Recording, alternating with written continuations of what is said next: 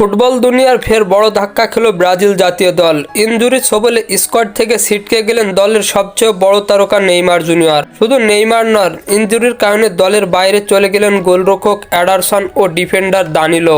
ব্রাজিলের 23 সদস্যের স্কোয়াড নিয়ে যখন সমর্থকদের উন্মাদনা তুঙ্গে, তখনই এলো দুঃসংবাদ। কোচ দরিভাল জুনিয়রের কোনো ঝুঁকি নিতে চান না। বিশেষ করে 2026 বিশ্বকাপে নেইমারকে সম্পূর্ণ ফিট রাখতে চান তিনি। তাই সতর্কতার অংশ হিসাবে নেইমারকে বিশ্রামে রাখতে সিদ্ধান্ত।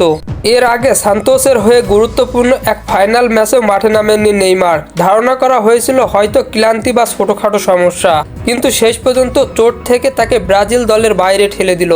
তবে এক তারকার বিদায় নতুন সম্ভাবনার দুয়ার খুলে দেয়। নেইমারের জায়গায় দলে সুযোগ পেয়েছেন প্রতিভাবান তরুণ ফরোয়ার্ড এনরিক। অন্যদিকে এডারসনের অনুপস্থিতিতে গোলপোস্টের অতিরিক্ত দায়িত্ব সামলাবেন লুকাস পেরি।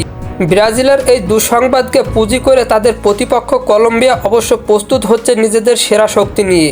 আগামী 21শে মার্চ মাঠে নামবে দুই দল, আর এই লড়াইয়ের দিকে তাকিয়ে আছে পুরো ফুটবল ভক্তরা। নেইমারের অনুপস্থিতি কি ব্রাজিল দলের আক্রমণ ভাগে প্রভাব ফেলবে, নাকি নতুন প্রজন্মের খেলোয়াড়রা চমক দেখাবে? এই প্রশ্নের উত্তর মিলবে মাঠেই।